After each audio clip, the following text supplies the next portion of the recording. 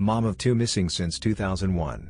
Donna K. Baker, Lagerman is a previous married name of hers, went missing from Berryman, Missouri on May 25, 2001. The attached link has all the known facts about the day she went missing. It does not name the ex-boyfriend though. His name is Gary Weaver. He may or may not be involved, but he was the last known person to be with Donna and he failed 2 polygraphs. When she went missing, my wife's best friend was only 15 years old and she had a 16-year-old brother. Donna was a good mom and would have never voluntarily left her children. Donald White Jr. missing from Ashtabula, Ohio since August 10, 1991. When he was 14 years old, Donald's father was led to believe the boy went fishing with a neighbor, but his mother said that's not so. He came home, ate dinner and walked to a nearby basketball court and never returned home. Donald White Jr. was 14 when he disappeared on August 10, 1991 while on his way to a basketball court near his home on West 38th Street in Ashtabula, Ohio. Donald's mother, Dora Dean Fields, and Donald's father, Donald White Sr., were divorced and Donald lived with Dora. According to Dora, Donald was last seen leaving their home on his way to the basketball court. However, Donald Sr. stated he was led to believe Donald went fishing with a neighbor and never returned, but Dora said that's not so, saying he came home, ate dinner and walked to a nearby basketball court and then never returned home. Dora checked with Donald's friends as to his whereabouts, but they provided no information. She then contacted the police.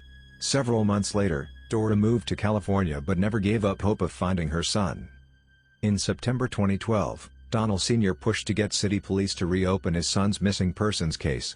Ashtabula Police Chief Robert Stell and Detective Joseph Celenti searched for Donald's case file but could not find it, citing the fact that the police station has moved and the department has gone through at least 3 chiefs since 1991. Nevertheless, Donald's case was reopened. However, for Donald Sr., the process isn't moving along fast enough as he has yet to be called in for a DNA sample and he doesn't believe he's any closer to finding his son. Police have contacted Dora and talked to her, but cannot share what they discovered because of the ongoing investigation. Detective Celenti remarked that it's been a cold case for a long time and it's going to take time to reinvestigate it. Donald Sr. continues to be frustrated as we don't seem to be getting anywhere. Eric Cross, an unsolved murder extremely local to me that I never knew of. Here's a write-up. A basic description of Vicksburg is a small town near a lake with almost zero crime. It is almost completely flat, and the only major artery is to the west, US 131. A few people move here because it's quiet, and the major employer in the region besides Pfizer, Stryker, is relatively close to Vicksburg, in Portage, my hometown. In a town where zero crime most likely never happens, on June 26, 1983, that statement had turned completely upside down. Before I start delving into the timeline, here's a website that has some great info, just as for Eric. Now to the story. The night before June 26, Eric had gone out to a party. He left approximately around 1 a.m., and came back home. Then, a little bit before 6 a.m., Eric went out to grab the newspaper. His father then said he was awakened by the sound of a car with a loud muffler. He also said it went off the driveway, and then back on, eventually speeding off. Eric's father went out to investigate, and discovered Eric on the ground dead on the side of the road. The case has been unsolved since. Investigation. Nobody really knows what Eric did after the party and before he was killed, but the authorities do know that he was struck and killed by a car, deliberately. Autopsy report listed his cause of death as a number of fatal lesions, including numerous fractures, lacerations, and abrasions. A conclusion from the report also said Eric's body was so injured they couldn't determine if he was in a fight at the party. Henry Hurley, unresolved murder, Clare, Ireland. Henry Hurley was a 32-year-old taxi driver when he was murdered near 6 Mile Bridge, County Clare sometime between 3 a.m. and 4:30 p.m. on 7th of July, 1989. Henry lived on Somerville Avenue on the South Circular Road in Limerick and had been driving a taxi for 6 years before he was brutally murdered. On the night of 7th of July 1989, Henry was seen in the company of 2 men with English accents around 3 a.m. near Seatrites Cross, County Clare, about a 15-minute drive from Limerick City. The next day at around 4:40 p.m., his body was found close to the golf ball in the Cratloe Hills near 6 Mile Bridge, County Clare. His white, 1989 Nissan Sunny was nearby. The golf ball is an old radar ball for nearby Shannon Airport and is approximately 10 minutes from where Henry was last seen. It is believed that Henry may have picked up a taxi fare just before he was murdered, and a postmortem showed Henry had suffered a violent beating. In 1991 an English national was charged in connection with Henry's death, but the case collapsed after the Director of Public Prosecutions entered a nolle prosequi. A nolle prosequi is usually entered when there is a problem with the evidence assembled, making it difficult to proceed with the case. In 2010, 21 years after the murder, Gardaí launched an appeal for information. This included handing out leaflets with details of the murder at taxi ranks in Limerick City.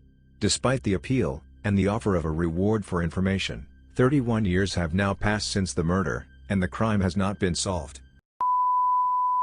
What happened to Darren Frank Bunker? Dana Point, like all mysteries at sea, the fate of novice sailor Darren Frank Bunker may forever remain as murky as the ocean depths. On the morning of October 3, the Aliso Viejo man set sail for San Diego from Dana Point Harbor in a 30-foot sailboat he had bought 2 months earlier. Bunker's dream was to live on the sailboat, said Narek MacArthur, who sold Bunker his rebuilt Catalina sloop bug trap for $18,000. For a few weeks, MacArthur subleased his permanent slip in Dana Point Harbor so Bunker, 42, could get used to the boat. He gave him sailing tips as the two men cruised the harbor. When Bunker set sail that morning in calm seas and under clear skies, with the Santa Ana winds kicking up and the offshore breeze blowing at a steady 15 knots, he told MacArthur he had found a new home for his boat in San Diego. It was around 10 a.m.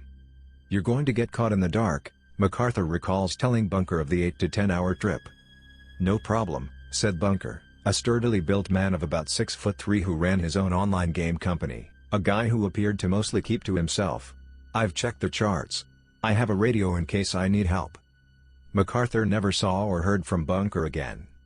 On Sunday, a Kauai man was fishing about 19 miles off the main island town of Lihue when he spotted bug trap bobbing in the sea. He called the Coast Guard. Officials found an empty boat, its cabin slightly damaged by fire and its mast torn loose by the unforgiving elements. They found Bunker's laptop and other computer equipment inside the cabin, along with cases of Corona beer and sodas, canned food and other supplies. They found cartons of Marlboro Red cigarettes on a sleeper sofa, and snuffed out butts in ashtrays. But they found no traces of Bunker.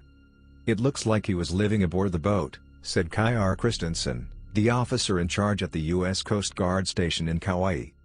Hawaii police and fire officials said Tuesday that they have ruled out foul play. They said the fire appears to have been accidentally started, although they haven't pinpointed the cause. The investigation continues. Officially, Bunker is missing, but Christensen wasn't hopeful. "We definitely wouldn't assume anyone could survive alone at sea without a boat for that long," he said. Details about Bunker were scant Tuesday. His last known business address was in Aliso Viejo, for Posse Entertainment, his computer game company. He also has lived in Michigan. MacArthur, 36, of San Juan Capistrano, a self-employed general contractor, described himself as an acquaintance of Bunker's. The two met when Bunker responded to a for-sale ad for the sailboat MacArthur posted on the internet in August.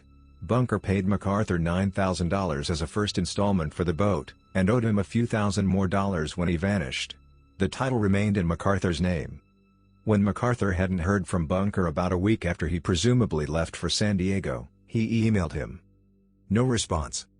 After a few weeks passed, he started calling Bunker regularly on the 3 numbers he had, demanding that he contact him so they could conclude the sale and take the boat out of MacArthur's name. Still no response. Eventually, Bunker's phone numbers went out of service. In mid-December, MacArthur contacted the Department of Motor Vehicles and told them about his problem. Taxes were coming due on the boat. Officials said he needed to get in touch with Bunker to secure proper transfer of the boat. Sunday, the Coast Guard called MacArthur. By coincidence, the man who was fishing and spotted the empty sailboat turned out to be a friend of one of MacArthur's close friends on Kauai. MacArthur grew up along the water in California and lived in Hawaii for a couple of years. He has sailed boats for most of his life. "This is just baffling to me," MacArthur said. "At first, I thought he was just burning me by leaving without paying what he still owed me. Now I feel bad. When I got the call from the Coast Guard, I was sickened." No missing persons report concerning Bunker has been filed in Orange County, Sheriff spokesman Jim Amormino said. A MySpace page Bunker set up in October 2006 provides few clues about his life. He listed himself as single and his heroes as Thomas Alva Edison and John Glenn. Bunker founded Posse Entertainment in 2006 and has worked in the online gaming industry for more than 15 years, according to a company website. He was working on marketing a game he created called Dragons and Legends, according to the website and his MySpace profile. Meanwhile, Coast Guard officials in Kauai were set to examine the sailboat more closely late Tuesday and today to see if a two-man inflatable raft still was on board and to piece together other clues to the mystery, Christensen said. The heat from the fire in the cabin singed pillow covers and nearby plastic bags and other items but caused no structural damage, he said. MacArthur described Bunker as a heavy smoker. No traces of Bunker were found on the boat, such as burned hair or other body tissue, Christensen said. Officials found 2 containers of gas, one with the lid off. It doesn't look like the fire was intentionally set, Christensen said. MacArthur laid out a possible scenario. Bunker may have found himself a few miles off San Diego in the dark. Finding it safer to enter the harbor in the morning, he goes down below to relax in the cabin, cracks open a beer or two, gets drowsy, and falls asleep with a cigarette in his hand. He wakes up, things are on fire, he tries to stomp it out, and in a panic while on fire jumps off the boat and can't get back on it, MacArthur said. But anything at this point is pure speculation.